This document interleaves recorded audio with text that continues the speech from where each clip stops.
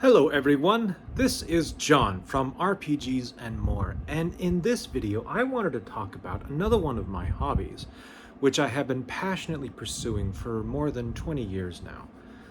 And that hobby is the hobby of miniature painting. And the reason why I wanted to talk about it right now is because I wanted to approach it from the perspective of someone with a visual impairment trying to miniature paint. I wanted to share some of the tools that I use, as well as some of the perspective that I've gained over the past years about the hobby. So my miniature painting started with collecting miniatures for playing role-playing games. A small collection of Reaper miniatures. I still have some of those original miniatures actually, although they have been repainted since then. Since that time, it has grown to include collections from games like Warhammer 40,000, Warhammer Fantasy, now Old World, and several other games in between. My cat is stalking my camera. This is interesting. We may see some interruptions. Okay, so what I wanted to show you is there's a few things that I've learned over this time that have made the painting hobby easier for me to manage as someone with a visual impairment. And there's a lot of tools out there, everything from special headgear that you can wear that has magnifying glasses on it. There's special people can get special electronic magnifiers. There's all sorts of different equipment that you can get. But one of the things that for me has worked the best have been things that are analog, that I don't have to worry about charging batteries for, as well as things that I can just carry with me without needing an extra case. Because yes, I could get a specialized headgear that would then, my cat's playing with my tools. That's okay. They're pretty sturdy actually, so I don't mind. But I could get this special headgear that would put an additional layer of magnification out in front of me, including a light on my forehead. I've seen that demonstrated to me multiple times, and they're pretty neat. But typically, the magnification in them is not as much as what I require as someone who is legally blind and not just merely visually impaired. Legally blind, for those of you that don't know, means that my vision is at best corrected 2200, which means that if I'm looking at something that is 20 feet away from me, it appears to me the same way it would to you if you were standing 200 feet away from it. So that gives you some kind of a gauge for what I'm talking about. All right, so you might think that makes miniature painting difficult, and you are correct, it does. Especially when we're trying to get little detail into faces and things like that. I will never be a master painter.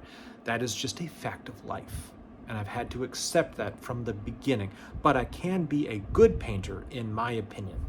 And the things that I use, I've used a lot of different things over the years, but the things that have made the most difference were surprising to me. First, it's these. These are simple reading glasses. They're nothing more than magnification lenses put into a frame that you can wear. Now, these are the kind of things that you can buy at, say, a Walgreens. In this particular case, I found a 6 power or X6 pair on Amazon, and I bought several of them. After I bought one, I found out they worked, then I bought more because they actually do work. Now, how this works, it looks a little dorky. I'm not gonna lie. I don't think it looks any more dorky than, some of the other equipment that I've seen other people use, but that's a matter of taste and opinion. For me, it works though. This is how I use it. Put it on my nose, all right? And I'm now wearing 2 pairs of glasses. That's the dorky part. But what it does do is it allows me to look through the bifocal of my glasses and the magnification of the extra pair of readers. I can now see the details of my fingernails, and I can be able to grab a miniature off of my shelf. This is a dwarf from an army that I have yet to paint, but have zenithal. And now if I have a steady hand, I can paint his mustache a separate color from the helmet. And I might even be able to get a dot of paint in on that nose. So give you an idea, we're gonna try to get it to focus on that a little bit. But give you an idea of what that takes. So that is a standard thing. I use these every time I paint now. And I also use them for other functions like reading comics or anything with a small print that I can't usually read easily. I can still read the newspaper, usually without too much trouble, but it takes extra effort. So now if I want to relax, I'll grab these glasses and I'll read the newspaper with both those glasses and my normal glasses on. And it's a lot more comfortable for the most part. Yeah, you're carrying a little extra weight on your nose, but it's not that much. And it works just fine, and there's no batteries included. So there's one other tool that I use. This one does take a battery to charge. I currently don't have the battery charged. That's kind of one of my points. This is a magnifier. Now, this is not a high-powered magnifier in and of itself. This is designed for people with regular vision to give the magnification. But what it does do is it has a nice stand that you can set up, and then when it's charged, I can turn on these lights here on the magnifier. And then there's a little dot in there that is a higher magnification thing. Now, if I am setting this up on my table and I have the light on, there's just enough room underneath for me to be able to fit my ham hands, one miniature, and my paintbrush, and to be able to get finer details done on, say, a face. Still probably can't do eyes, I haven't tried, but that's how I get the really fine details done on my miniatures. I don't use it too often because most of the time I'm trying to paint more armies of miniatures instead of individuals, but I keep it in my bag just in case I get inspired. So in my travel bag, these two things just live in it. That's their job. And therefore, if something happens and I get out in the world and I want to paint, hanging out with some friends, I've got my tools ready and set to go. I usually carry my other hobby tools, but those are just kind of your standard, buy a hobby starter kit and you'll have the same kind of tools that I have for the most part. There's a few extra things that I've picked up for sculpting green stuff and putty over the years. But that could be a separate video to talk about that. And frankly, I'm still learning that skill. I'm not a master at it in any way, shape, or form. So don't come to me for lessons, just suggestions. All right. So those are the two tools that I have found are the most effective over the years. And I've tried a lot, including using the zoom on my very expensive electronic magnifier / cell phone's camera in order to paint miniatures. And yeah, that will actually zoom in even closer than I can get with the glasses and the magnifier. The problem is that your phone's camera always loves to mess with the focus. And that's what I've found with a lot of electronic devices. The fancier they are, the more bells and whistles they have, the more likely they are to fail you at that one key moment where you're like, I'm just about to get that final detail, and suddenly loses focus, and then you miss it, and then focus comes back, and you're like, oh no! And what are you gonna do? You gotta repaint it over again. Okay, fine. Well, now I've got analog devices. They're not gonna lose focus. I'm gonna lose focus as the artist, and in that case, I have nothing to blame but myself, right? So that's why I kind of go with those, and why I would recommend a similar setup to anyone who is looking to get into miniature painting while having a visual impairment, because I think that that would be the most effective and least expensive setup. Another effective setup that is expensive is getting a CCTV, is what we call them in the VI community. There are a lot of modern versions out there, but they usually run around $1,000 in some cases. And that's where you get a big television screen with a camera underneath it, and the camera does all the enlarging, and it projects the image on the screen. Kind of like how I have a microscope that I used to use when I was doing coin collecting, and that would project images onto my laptop screen. Similar concept, but with the CCTV, you can they usually have a lot of tools to allow you to reverse the polarity of the image, not polarity, but reverse the black on white to white on black, and blah blah blah. All right, it's a great tool. Not really great for miniature painting though, because typically there's not a lot of room between the camera and the paper, or the tray where the paper is usually supposed to go, so you can't really get your fingers in there in order to hobby. I tried because that was my first idea, but I didn't own the CCTV. I was being lent to me by a different organization at the time, and so I said no. I'm not. This is too risky. I don't want to risk damaging that expensive camera with my paint, right? Even though I was using acrylics, and I probably would have been able to clean it, but it's not worth the risk. And if you're in a similar situation, yeah, I never recommend risking your technology if you don't personally own it. And if you personally own it, still don't risk it, because you paid for that stuff. And anyone who's ever bought anything for the VI community that comes to an official made for VI people item knows that they run into the hundreds of dollars for the most basic of things. And if it's electronic at all, you're looking at minimum of 500, usually closer to a couple thousand for something that's truly effective for the highly visually impaired or legally blind. It's an expensive disability to have if you're trying to do more than what is easily available. So I try to find tools that are easily available to allow me to do the things that I want to do. And you have to be a little outside the box, and I had to go outside the box to find these tools. It took me a long time to even think of the idea. I've only started using this over the past 2 years, in fact. Before that, I was just making do with Mark I eyeball and my regular glasses. And I had to accept the fact that my paint jobs weren't going to be that great, or I was going to have massive eye strain while I was painting and have such a huge headache the next day that I wouldn't be able to function for anything. And that's how I got some figures painted here that were really nice and I was very proud of. Let's see if I can show you them. I painted these figures with just my regular eyesight and glasses. I was very proud of them because I was able to get the sleeves in separate colors. That was a huge thing. And after I did about 10 of those guys, I had the hugest headache for at least a day. And I was unable to do much of anything else that I wanted to do. So that's why I like the glasses solution, because it kind of negates the headache. Yeah, after a while, it's still going to get a headache eventually, because that's just the nature of anything.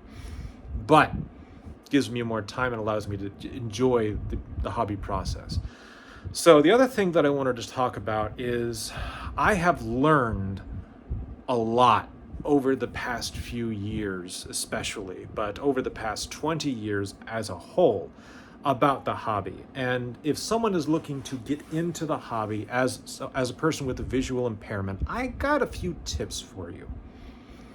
First, it's really tempting, and I know it is because I do it all the time, to be like, you know what, I really want to get into, let's take Warhammer the Old World for an example. You're like, I know I want to play Old World, and I know that I want a big army, and I know that GW raises their prices every year.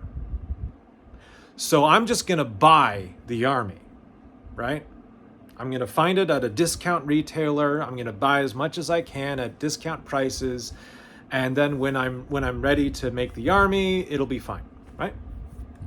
I mean, yes, that is all factually correct. And that's how I ended up with some huge armies. I've got a big goblin army here. I've got a high elf army that's still on the sprues here. You don't see it, but there's a Bretonnian army over here that I've got. I've done this. And in hindsight, there's one thing that doing that kind of does to you. And that is, it makes the project feel bigger. It makes it feel grandiose.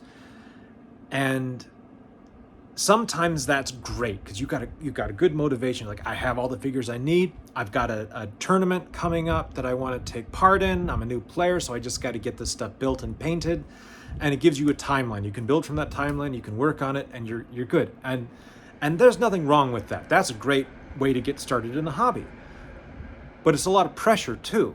And so when you are pressured in your painting, sometimes you don't always paint to your best ability, and you're just kind of doing assembly line painting. I've done a lot of assembly line painting in my years. Nothing wrong with that.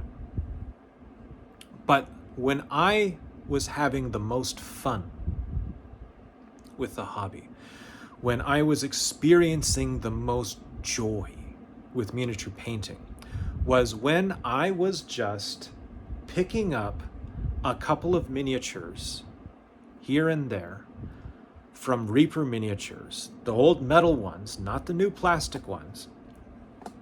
So I had to be careful because I could only buy what I could afford, and I couldn't buy them all in big amounts. So I would buy an amount of figures, and I would paint up most of them. And then I would buy a few more, and I'd paint up most of those. And then I'd get excited about some more options, and I'd paint up those. And I was focusing my buying on getting either specific sculpts that I wanted to paint, or saying, I need X number of goblins for this module that I want to run, and therefore I only bought X number of goblins. That was the most fun for me. And it ended up, let's see if I can get them down here. I ended up not only having the most fun, but doing some of my best work as a miniature painter. And this was all fairly recently.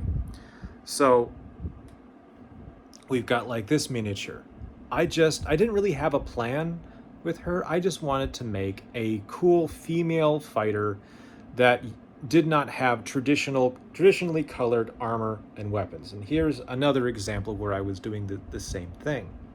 And I just wanted to not be traditional and do something different. These are figures that I was painting when I was just wanting to do something simple. Not even simple. Like I was having fun making these figures as detailed as I could, but I wasn't trying to paint a unit or even a group of figures that were all the same. I just wanted to paint a bunch of individual figures. Here's another cool figure. You might suspect that I have a thing for people who are fighters, and you would be right. I do have several miniatures of mages as well, and some of them are really great, but a few of them are more coded for villains, because in my mind, a mage is an excellent villain.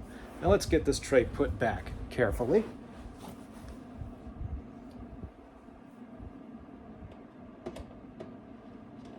There we go. And then we're going to slide it into the other shelf. Slide it in. And there we go. Okay, so that's the other piece of advice that I would give is, if you're not sure about the hobby and you've got friends that really want to get into war games, don't buy the army box or the start collecting box or whatever it is right away. Get one figure. And maybe that's, I personally recommend Reaper Miniatures because they've been good to me over the years as far as I've really enjoyed painting their miniatures, and I really like painting the metal miniatures. I find that metal miniatures, either by Reaper or by Corvus Belli for Infinity, have been among the best experiences that I've had as a painter.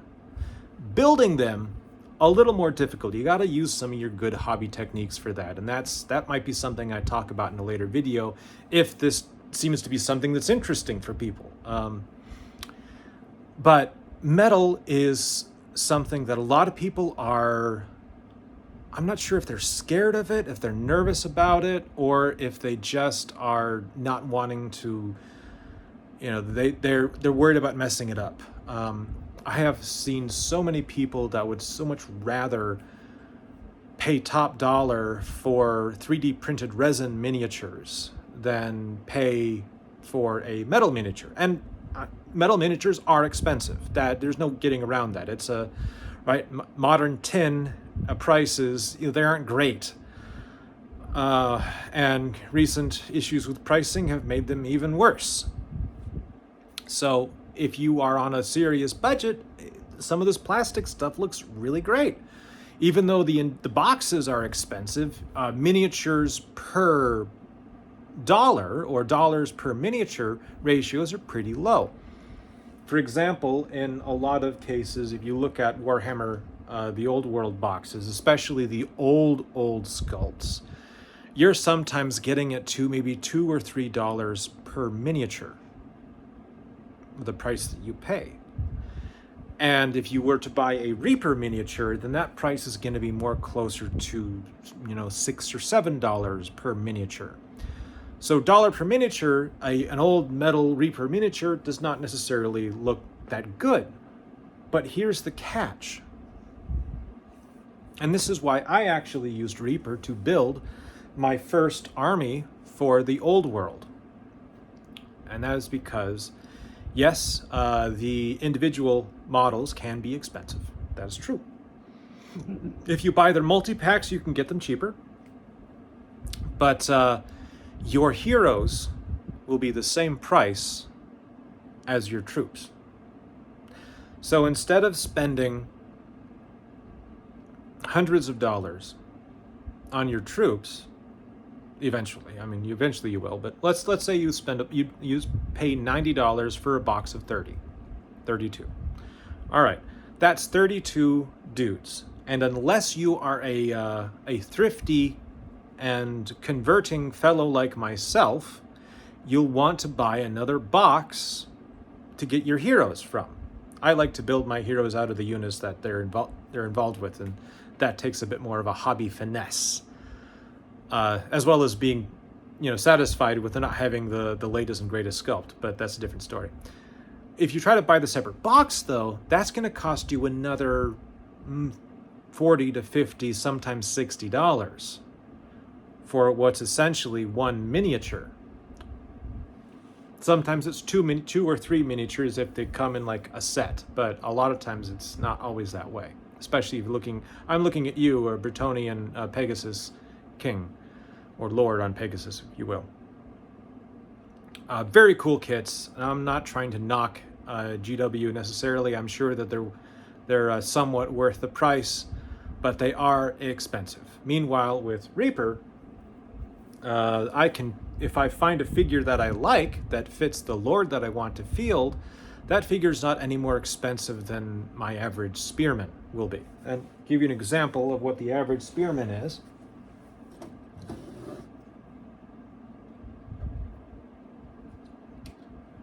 We've got, this is my average spearman that I've painted up for my Bretonnian army. And this is my unit champion. Same miniature, but I gave him a slightly different paint job and a green stuff cloak. Now he is a unique miniature. No one else has this guy. They might have something similar, but they won't have this guy. And that's kind of a cool thing. There's also my banner bearer that I made using the banner bearer miniature for this same line that Reaper makes. But I made my own banner. It's not fancy. He's a regular miniature. There's nothing really crazy about him, but it's mine. I painted it up the way that I like. I get to customize it, and I'm happy.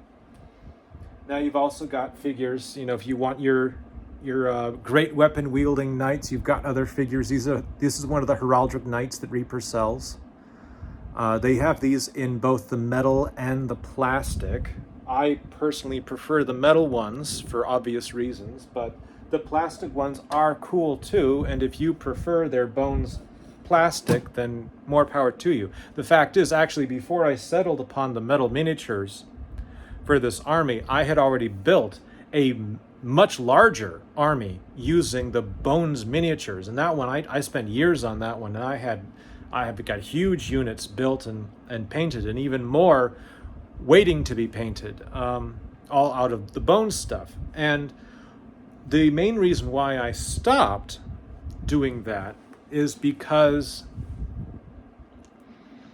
I found that the bones plastic, if I applied a spray-on primer, was tacky. It wasn't always tacky. Sometimes I found that if you apply a second layer of spray-on primer over the top, it can reduce the tacky, especially if you primer in appropriate conditions outside.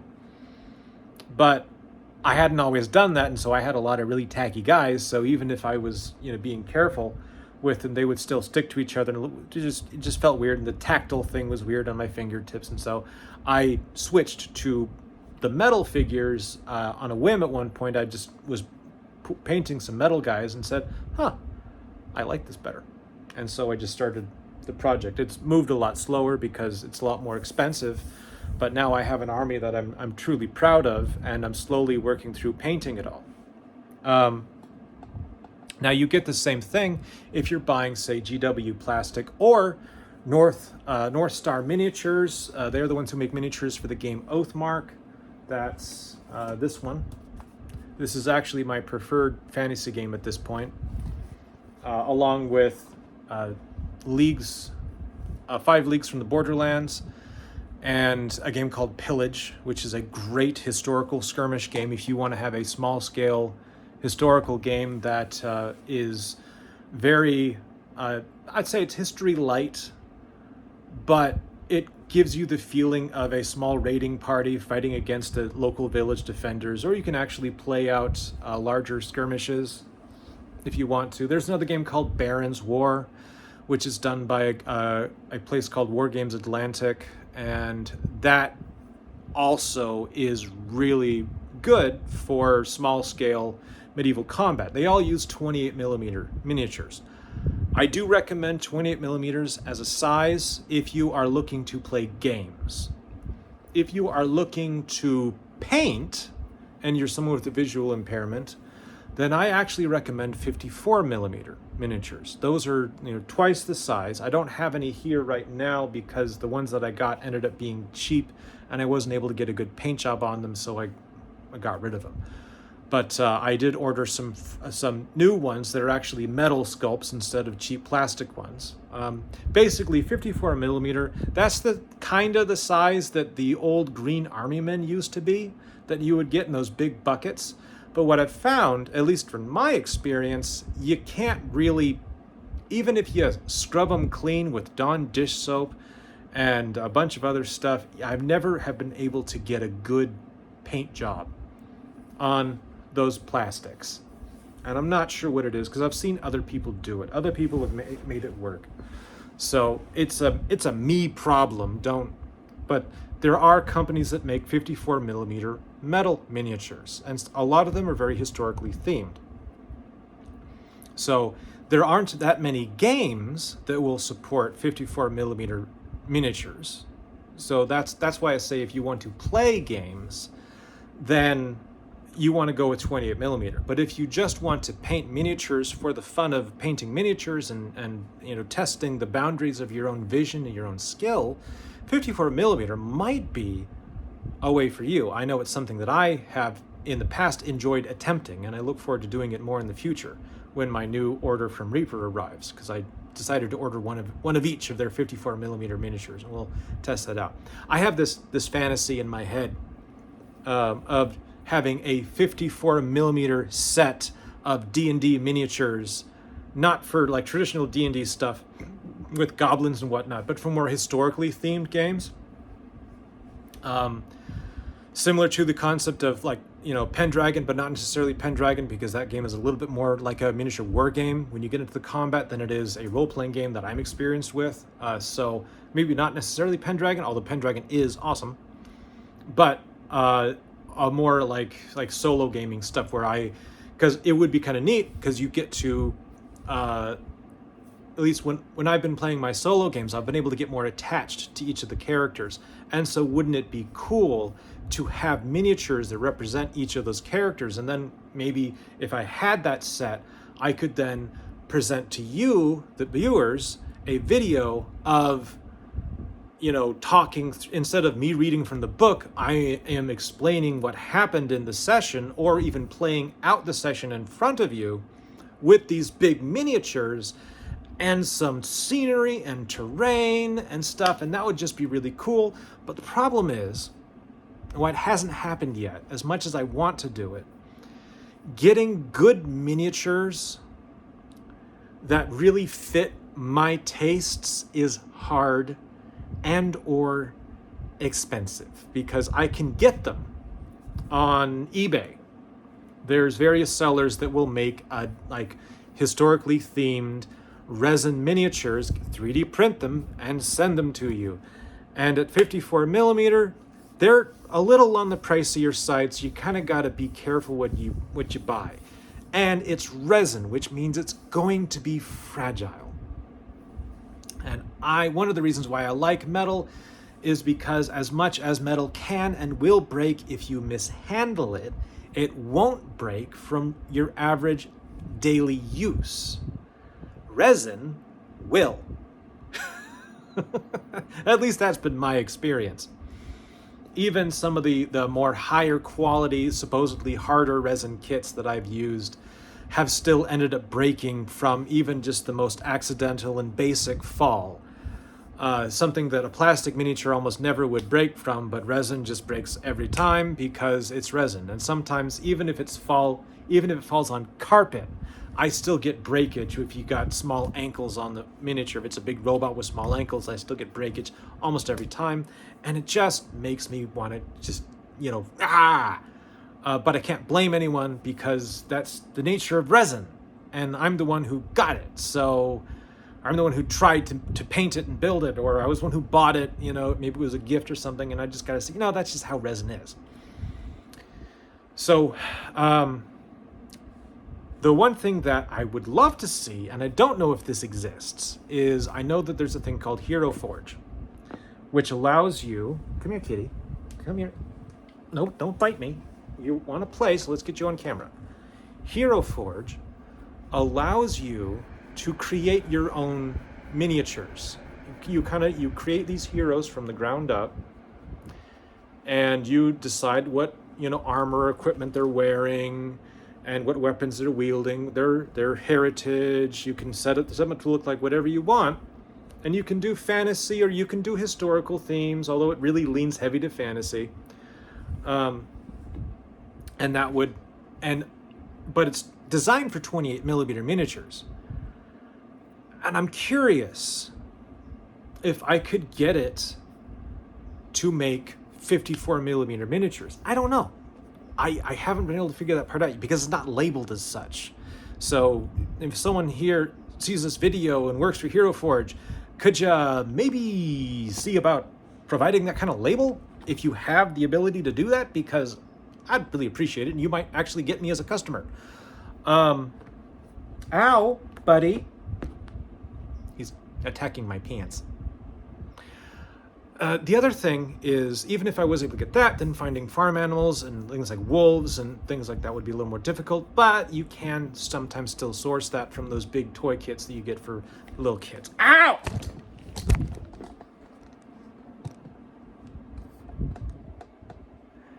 Yeah. So, I'm okay. He's okay. He's right now across on the other side of the room. Didn't get hit by anything. I managed to grab the camera before it hit him as he ran. He is cleaning himself and glaring at me like, how dare I make loud noises? But he's okay. And as soon as we finish this video, I'm going to give him more attention. He's just grumpy because he doesn't like me talking to the camera. And I'm on the floor, which I'm usually not. Usually I'm in a chair. So that's what happened there. You don't need to be worried about my cat. He is fine. He's actually, now he's eating, so he's really fine. Okay. I'm probably in more pain than he is because he definitely sunk his claws into my ankle. All right. So 54mm is a cool option, and it's something that I would like to explore in the future. And maybe you would enjoy it as well. Maybe you won't. That's okay.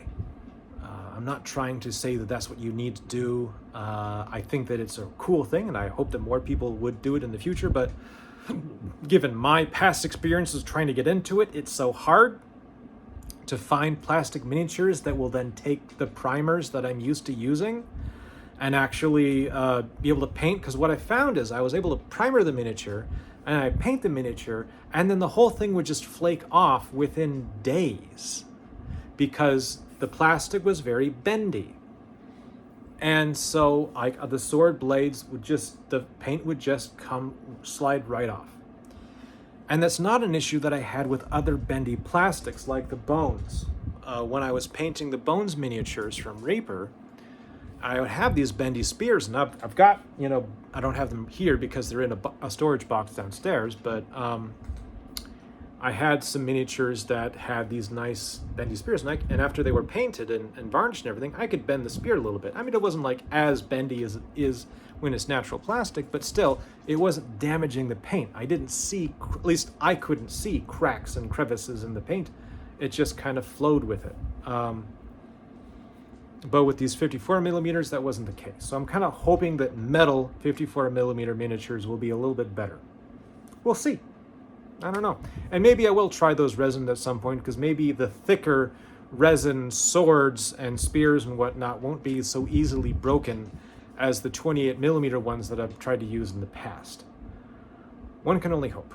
So, but this has been a long talk about miniatures, about kind of some of the cool parts about miniatures, some advice, but if you want to get started in miniatures, I definitely, again, I recommend cultivating a smaller, more, if you're starting from scratch. If I was to sell everything and start from scratch again at this point in my life, I would stick with a smaller, more cultivated group of miniatures, probably metal miniatures from Reaper again. I would identify exactly what I wanted, say pick a module that I wanted to run, buy just the miniatures for that module, paint all of them, and then pick up the next thing that I want to run. Or in the case of the solo game, I'd get up to 12 individuals of, or you could get away with 6. Get 6 of each of the types that would show up for a level 1 adventurer. And then you have everything that you kind of need, because just because you rolled that 12 of these giant centipedes are going to appear in the room doesn't mean that they all have to appear at the same time. It just means that they're there. So if the party faces off against 2 or 3 or 4, and then they kill those, then you have more coming out of the woodwork until you reach that 12 number, or the party runs away.